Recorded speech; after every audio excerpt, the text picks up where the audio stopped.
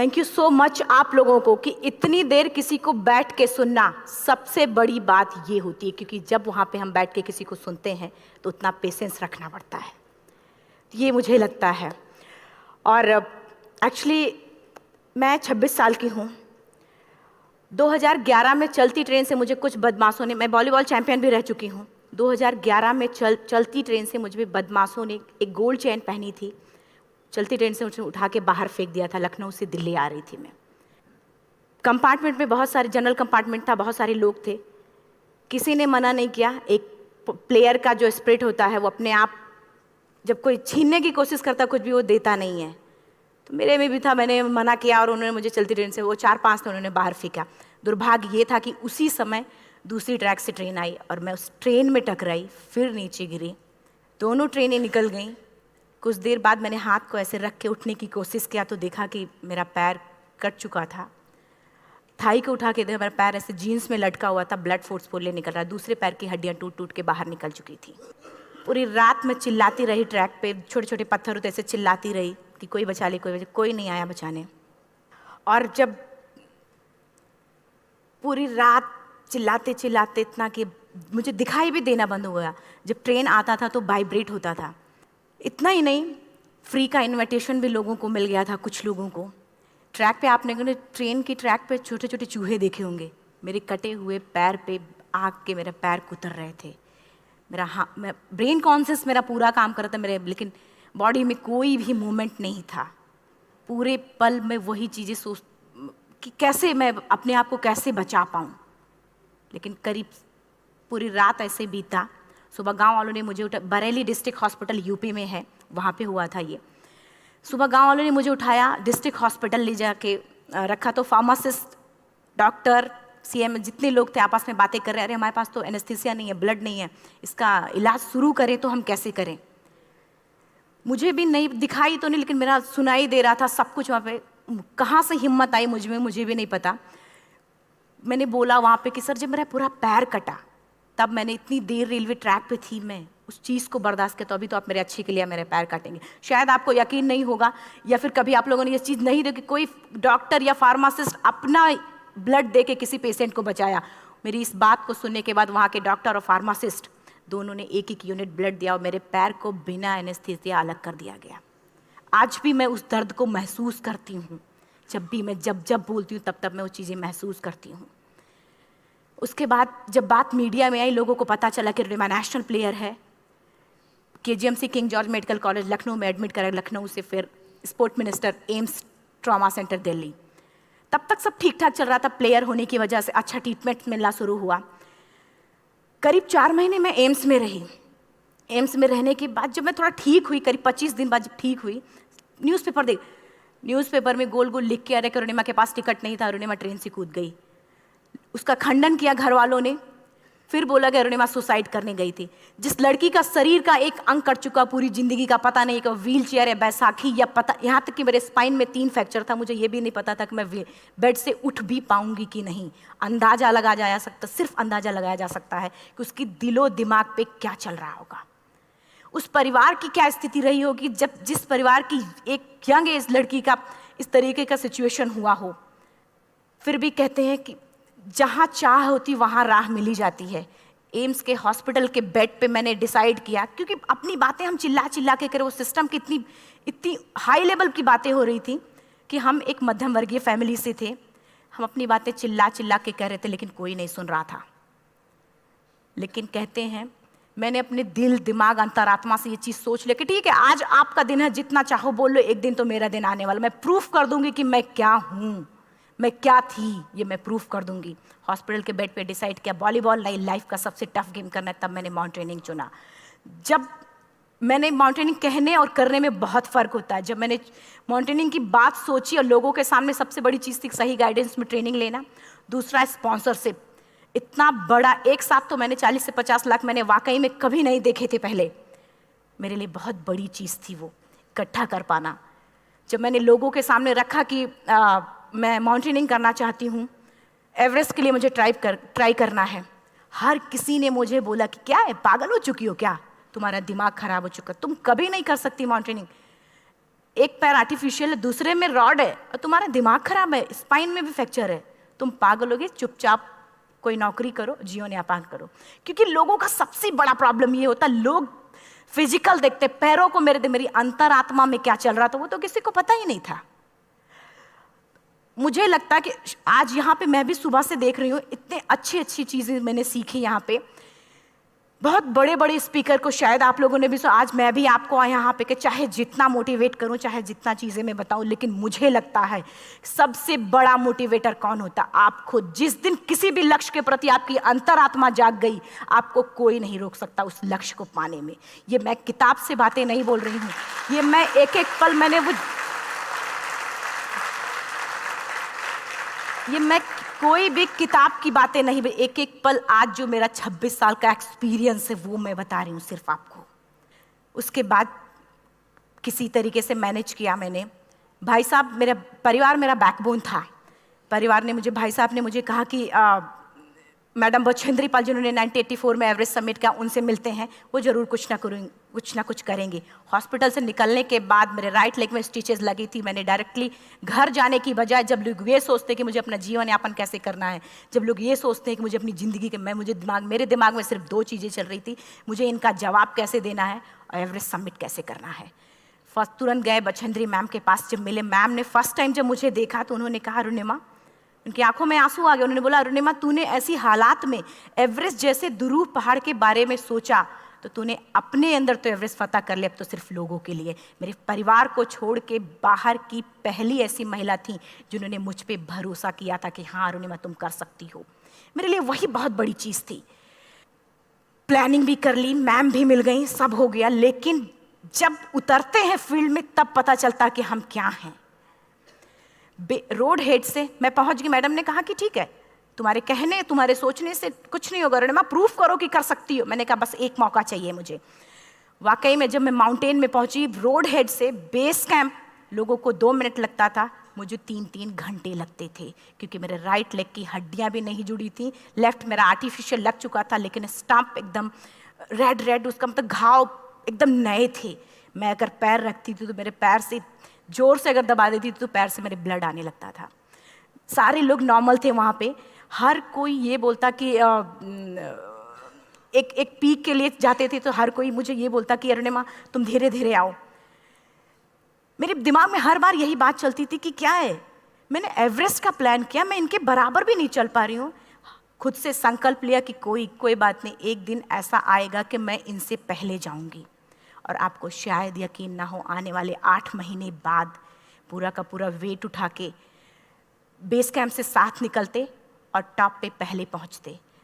ऐसे करके देखते थे कि अरे ये लोग तो पीछे। खुशी होती थी। उससे भी ज़्यादा मुझे खुशी तब होना शुरू हुआ जब वो सारे लोग आके मुझसे ये पूछते, मैडम खाते क्या हो, बता दो, पैर नहीं है फिर भी कैसे चलते हो। उसके बाद पूरा मुझे स्पॉन्सरशिप मिला।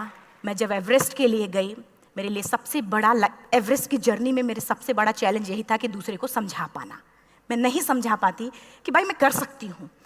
जब मैं एवरेस्ट के लिए, शेरपा होता, शेरपा को जब ये बात पता चला कि मेरा प्रोस्थेटिक लेग है, आर्टिफिशियल लेग है, दूसरे में रॉड, बोला नहीं ले जा सकता, इसकी वजह से तो मेरी भी जान जाएगी। मैडम ने, हमने सबने कन्विंस किया किसी तरीके से। मन वाकई में जो टीवी में हम और उसमें फोटोज़ में देखते हैं, ब्लू और ग्रीन आइस, हिला देने वाला होता। जितना सुंदर दिखता उतना ही हिला देने वाला होता। जब मैं हमारे ग्रुप में 6 लोग थे, रॉकी एरिया तक मैं सबसे पहले थी, लेकिन जैसे ही मैं ग्रीन और ब्लू आइस में गई, मेरा आर्टिफिशियल लेग स्लिप कर जाता था। फ्रंट पॉइंटिंग से, जब मैं फ्रंट क्रैम्पोन से फ्रंट पॉइंटिंग मारती थी, लेफ्ट से पेन होता था तब भी करते, लेकिन आर्टिफिशियल जैसे फ्रंट पॉइंटिंग मूव हो जाता, मेरा पैर ही मूव हो जाता था। शेरपा मुझे बोला नहीं हो सकता अरुणिमा, जबरदस्ती मत करो। मैंने कहा कुछ नहीं, ये मेरा पैर है, मैं जानती हूँ कैसे चलेगा। फाइनली 1-2 बार 3 बार करने, 4 बार 5 बार होल हो जाता था, आइस थोड़ा टूट के निकलता था, तो मैं वहाँ पैर रख के जाती थी। कैंप 3 तक ठीक था, प्रॉपर एक्लेमेटाइज किया अपने आप। कैंप 3 तक जनरली गए। बात जब कैंप 3 के ऊपर की होती है, साउथ कोल समिट, अच्छे माउंटेनियर, अच्छे दिलेर के हौसले धरे के धरे तब रह जाते हैं जब अपनी आंखों के सामने किसी को मरता देखता है, और दिमाग में बात, जब जिसको डिसीजन मेकिंग, और जब दिमाग में बातें जब ये आने लगती हैं कि अरे जिस चीज़ के लिए हम जा रहे हैं उसी चीज़ के लिए आदमी मर रहा है, इसी चीज़ के लोग लिए मर चुके हैं। रात में क्लाइंबिंग, ज़्यादा से ज़्यादा माउंटेनिंग रात में की जाती है क्योंकि वेदर शांत होता है। जब मैं रात में निकली साउथ कोल से, कैंप 4 से, मेरी हेडलाइट जिधर ही हेडलाइट जा रही थी उधर ही डेड बॉडीज़ मुझे नज़र आ रही थी।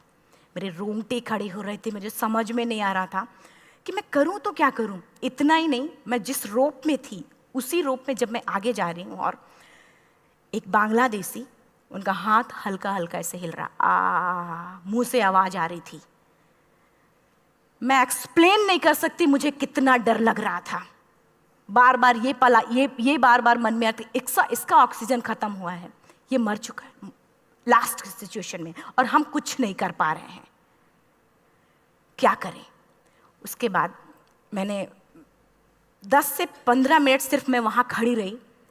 मैंने सिर्फ इतना बोला कि अगर आप सभी में से सभी ने एवरेस्ट सबमिट कर लिया तब तो ठीक है, अगर नहीं सबमिट किया है मैं सबके लिए एवरेस्ट सबमिट करूँगी और जिंदा वापस जाऊँगी। क्योंकि जैसा हम सोचते हैं हमारी बॉडी उसी तरीके से जनरेट करना शुरू करती है। मैंने डेड बॉडी, क्योंकि जा ही नहीं सकते थे किनारे से, उसी रोप में वो एंकर है, डेड बॉडी को लांगी और लांग के जाना शुरू किया। हिलेरी स्टेप साउथ समिट के करीब जब मैं खुद पहुंची, मेरे शेरपा ने एक जोर से झटका मुझे दिया कि अरुणिमा वापस चलो, तुम्हारा ऑक्सीजन खत्म हो रहा है। हिलेरी स्टेप के बाद एवरेस्ट समिट है, थोड़ा चलने के बाद एवरेस्ट समिट है। अगर कोई आपसे ये बोले, आप अपने टारगेट के इतने करीब हो, अगर कोई आपसे ये बोले कि अरुणिमा वापस चलो, कैसा लगता है? मैंने भी यही बोला, सर क्या बोल रहे हो आप, मैं नहीं जाऊंगी वापस। बोला अरुणिमा जिंदगी रही दोबारा ट्राई करना और एवरेस्ट समिट हो जाएगा दोबारा तुम्हारा। मैंने कहा नहीं, ये आप जिंदगी में गोल्ड चांस बार बार नहीं आते, लाइफ में कभी कभी आता है, ये आपके ऊपर आता, आप उसको पकड़ के रखते हो या फिर छोड़ देते हो। मैं अपना गोल्ड चांस कभी नहीं, क्योंकि मैं जानती थी मुझे स्पॉन्सरशिप बहुत मुश्किल से मिला, एक बार अगर मैं छोड़ देती दोबारा मुझे कभी नहीं मिलता। मैं बहुत अच्छी तरीके से जानती थी। मेरा फाइनली मुझे बछेंद्री मैम ने भी एक बार बात समझाई थी, मेरी माँ ने मुझे एक बात बताया था कि लाइफ में कभी कभी सिचुएशन ऐसी आती है जब सिर्फ आप अकेले होते हो, डिसीजन सिर्फ आपको लेना होता है। जहां पे भी होना, खड़े होकर हल्का सा पीछे मुड़कर देखना और ये सोचना कि आप एक एक कदम चल के यहां तक पहुंचे हो, सिर्फ अपना एक कदम आगे बढ़ाना, तुम देखना कुछ देर बाद तुम टॉप पे होगी। मेरे दिमाग में उनकी बातें वीडियो की तरह चल रही थी और सिर्फ एवरेस्ट का टॉप चल रहा था। मैंने शेरपा को पहले कन्विंस करने की कोशिश की कि भाई चल, कुछ नहीं होगा भाई चल। फाइनली जब वो नहीं माना, मैंने एक कदम आगे बढ़ाया, डिसीजन लिया कि नहीं जाना ही जाना है। आगे बढ़े, करीब 1 से 1.5 घंटे बाद मैं टॉप पे थी। और इतना ही नहीं, आज भी मैं जितनी बार बोलती हूँ उतनी बार मैं महसूस करती हूँ, मेरे रोंगटे खड़े हो जाते हैं, मेरा दोनों हाथ ऊपर करके जोर जोर चिल्लाने का मन कर रहा, कितनी जोर से चिल्लाऊं, इतनी जोर से चिल्लाऊं कि सबको बता दूं कि आज मैं टॉप ऑफ द वर्ल्ड पे हूं। उन लोगों को बता दूं जो लोग ये सोचते हैं, लड़की, दूसरे विकलांग, तीसरे मिडिल क्लास में, जो लोग एक बार हार के फिर दोबारा लड़ना नहीं चाहते, जो लोग हारने के बाद सोचते हैं कि हम दोबारा कुछ कर नहीं सकते, उन लोगों को मैं चिल्ला चिल्ला के टॉप से बताना चाहती थी कि नहीं, आप सब कुछ कर सकते हो, सिर्फ एक सोच की विकलांगता, हैंडीकैप आदमी यहाँ से होता है, यहाँ से नहीं। अगर यहाँ से जो आदमी विकलांग है तो नॉर्मल आदमी भी विकलांग है, जो अगर यहाँ से विकलांग है। चिल्ला चिल्ला के मैं बताना चाहती थी। मैंने शेरपा से कहा कि आप एक फोटो खींच लो, क्योंकि सारे लोग फोटो, अपना नेशनल फ्लैग का जो वैल्यू होती है ना, वो जब हम कहीं बाहर होते हैं तो पता चलता है। मुझे भी बहुत खुशी हो रही थी, फ्लैग को हग किया और बोला फोटो खींचो। बोला पागल हो गई है, तेरा ऑक्सीजन कभी भी खत्म हो जाएगा, नीचे चल। नहीं, फोटो खींच लो। फोटो खींचा उसने। वो तो अगली बार इतना तेज गुस्सा हुआ, मैंने उसको बोला कि भाई वीडियो भी बना ले। 8848 की हाइट पे ऑक्सीजन खत्म हो रहा है, आज हम भी हंस रहे हैं आप लोगों के साथ क्योंकि यहाँ पूरा ऑक्सीजन है। और 8848 की हाइट पे जब मुझे शेरपा, कोई भी शेरपा को बोलेगा भाई वीडियो बना, तो परेशान हो जाएगा, पागल हो चुकी, कि तुम मर जाए, यहाँ मैं जा रहा हूँ नीचे। मैंने कहा नहीं, कुछ नहीं होगा, आप बनाओ वीडियो। किसी तरीके से मैं 4-5 पेयर बैटरी रख के लेके गई कि डिस्पोजल कैमरा, एक अलग कैमरा की, मतलब एक नहीं काम करेगा तो दूसरा करेगा, प्रॉपर प्लानिंग से।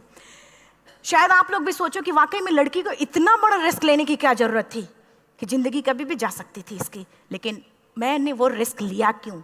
क्योंकि मैं चाहती थी, कहीं ना कहीं से मेरे भी दिमाग में ये बात आ चुका था कि मैं जिंदा वापस ना जाऊं।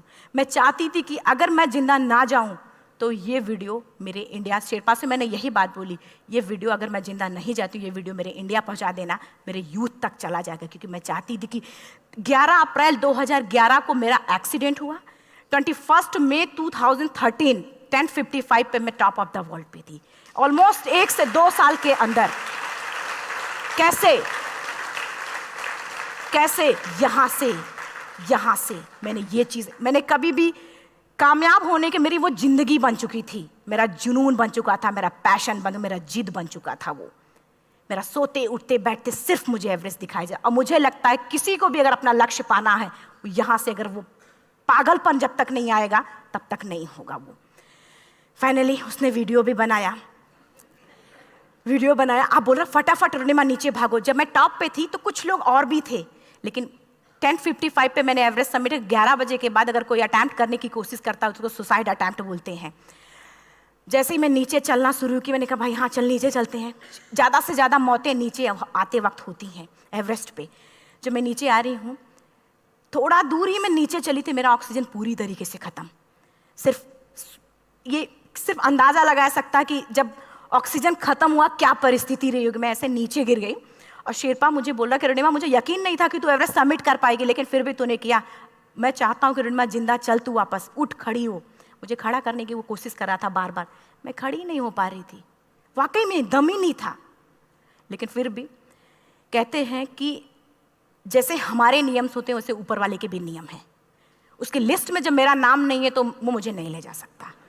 अगर दूसरी चीज़, मेरा कॉन्सेप्ट एकदम क्लियर हो चुका था। जब रेलवे ट्रैक पे मैं थी, रेलवे ट्रैक पे 7 घंटे में पड़ी थी, 49 ट्रेन अप डाउन हुई थी, तो मेरा कॉन्सेप्ट एकदम क्लियर हो चुका था। इसका मतलब है कि ऊपर वाले ने अगर मुझे कुछ बचाया है तो कुछ ना कुछ इतिहास रचने के लिए बचाया है। मैंने पॉजिटिव तरीके से सोचा। और उसी समय एक ब्रिटिश क्लाइंबर नीचे से ऊपर आ रहा था और उसके पास 2 ऑक्सीजन, तो उसने एक को वहीं फेंका और दूसरे को लेके नीचे जाना शुरू किया क्योंकि वेदर ख़राब था। मेरा शेरपा मुझे एंकर किया और जाने लगा नीचे, और वो फटाफट उसको लेके आए, मुझे लगाया। उसने बोला रोनिमा तू बहुत लकी है कि तुझे यहाँ पे ऑक्सीजन मिला है। वाकई में ऊपर वाला भी चाहता है कि तू जिंदा रहे। वो मुझे बार बार लकी लकी बोल रहा था। शायद आप लोग में से भी कोई होगा कि जो लक और भाग्य जैसी चीज़ों पे यकीन करता हो, या पता नहीं भी। मैं किसी की भावनाओं को ठेस नहीं पहुंचाना चाहती, लेकिन मैं किसी भी चीज़ों पे भरोसा नहीं करती, क्योंकि मेरा मानना है कि लक भी उसी का साथ देता है जिसके अंदर जीतने का जज्बा है। अगर आपके अंदर जीतने का जज्बा नहीं है, चारों तरफ सिर्फ बहाने होते हैं, सिर्फ बहाने, इतना सारा एक्सक्यूज़ होता है। शायद मैं भी अगर वापस आ गई होती तो मैं बोल देती मेरा ऑक्सीजन खत्म है, कोई मुझसे पूछने ना बचेंद्री मन ना मेरा परिवार, कोई भी मुझे पूछने नहीं आता। लेकिन क्या कभी मैं अपने आप को समझा पाती? कभी नहीं। फाइनली जो भी था, लक भाग्य किस्मत में नीचे आ रही थी, बहुत खुश थी। माउंटेन, डेड बॉडीज, मेरा शेरपा, ये लोग थे। मैं किसी से शेयर भी नहीं कर पा रही थी कि अरे मैंने एवरेस्ट सबमिट किया, किसी से शेयर भी नहीं कर पा रहे थे। फटाफट मैंने नीचे हील मार के, हमारे से हील मार के नीचे आ रहे थे। एकाएक मेरा प्रोस्थेटिक लेग, पूरा का पूरा लेग ही निकल गया। -60 डिग्री तक टेम्परेचर डाउन हो जाता है एवरेस्ट पे। मेरा हाथ वगैरह ये सब ऐसे मूवमेंट, ऐसे मुड़ नहीं रहा था, ब्लड निकलने लगा था, ये सब यहाँ तक। मुझे शेरपा से मैं बोल रही हूँ कि ऑलरेडी मेरा पैर कटा हुआ है, अगर दिमाग में ये बात है कि मेरा हाथ भी काटना पड़ेगा, कैसा लगेगा मेरा दिमाग। क्योंकि ये ऐसा मूवमेंट, रेड 3 स्टेज होती हैं। रेड मेरा हो चुका था, रेड, ब्लैक, ब्लू, ब्लैक हो तो काटना पड़ेगा। तो बार बार मैं बोल रही हूँ शेरपा से कि भाई हाथ मेरा कुछ हो रहा है, इसमें मूवमेंट नहीं हो रहा है, यहाँ सबसे ब्लड हो रहा है। बोला रोनिमा कुछ नहीं, जितना नीचे जाएंगे उतना अच्छा होगा। प्रोस्थेटिक लेग मेरा निकल चुका है, मैं रुकी हूँ, मेरा ऑक्सीजन चल रहा, बड़े मुश्किल से, लक भाग्य किस्मत जो भी था मुझे मिला था। शेरपा मेरे आगे है, लास्ट मोमेंट तक वो मुझे बोलेगा, अगर वो मैं नहीं चलती वो मुझे छोड़ के चला जाए। गलती उसकी भी नहीं होती, क्योंकि वो क्या करे, क्लाइंबर की वजह से या तो अपनी जान वो भी दी, गलती उसकी भी नहीं है। लास्ट में मेरी आंखों से आंसू निकलने लगा। मैंने सोचा क्या करूं अब, रोने अपने आप आंसू ने कहीं ना कहीं से आ ही जाता है। दूसरे पल मुझे समझ में आ गया कि रोने धोने से कुछ नहीं होगा। मैंने आंसू को पोंछा और रोप, जो मेरी रोप थी, रोप को पकड़ा, दूसरे हाथ से आर्टिफिशियल लेग को, पैर को घसीट के चलना शुरू हो गया, क्योंकि मेरे पास यही था। ये तो दूसरा था, गिव अप कर दो ही चीज़ थी। पैर को घसीट चलना शुरू हुआ। कुछ दूर नीचे चलने के आने के बाद रॉक था, उसमें घुसे, पैर को खोला, सही किया, फिर नीचे चलना। Camp 4 to summit to camp 4 3500 feet है, और इसमें टोटल जनरली लोग 16 से 17 घंटे में सबमिट कर लेते हैं। मुझे टोटल 28 घंटे लगे थे। हर माउंटेनियर, चाहे बाहर का या फिर इंडिया का, हर किसी ने ये मान लिया था कि अरुणिमा जिंदा वापस नहीं आएंगी। हर किसी ने ये चीज़ मान लिया था। लेकिन मुझे लगता, जब मैं वापस साउथ पोल पहुंची, जब मैं टेंट का जिप खोला, मैंने हर किसी ने कहा कि अरे तू यहाँ है, हम तो सब सोच लिए थे तू चली गई। हर किसी ने ये बोला था। फिर सब खुशी मना रहे थे हम सब। देखिए, ये सब बताने का मेरा सिर्फ एक मकसद था कि सब कुछ हम में है, हम जैसा चाहें वैसा कर सकते हैं। ऑलरेडी टाइम हो चुका है। मैं एक चार लाइन की पंक्ति सिर्फ बोलूँगी। मैं एक्चुअली, मेरा एम है कि मैं वर्ल्ड के जो कॉन्टिनेंट हैं, कॉन्टिनेंट के हाईएस्ट पीक समिट करूं। एशिया का एवरेस्ट हो चुका है, अफ्रीका किलिमंजारो हो चुका है, यूरोप का एल्ब्रुस हो चुका है। 23 नवंबर को मैं जा रही हूँ ऑस्ट्रेलिया हाईएस्ट पीक के लिए। बस आप लोगों की गुड विशेस चाहिए। और 4 लाइन, अभी तो इस बाज की असली उड़ान बाकी है, अभी तो इस बाज की असली उड़ान बाकी है, अभी तो इस परिंदे का इम्तहान बाकी है, अभी अभी मैंने लांघा है समुद्रों को, अभी तो पूरा आसमान बाकी है। Thank you so much, thank you.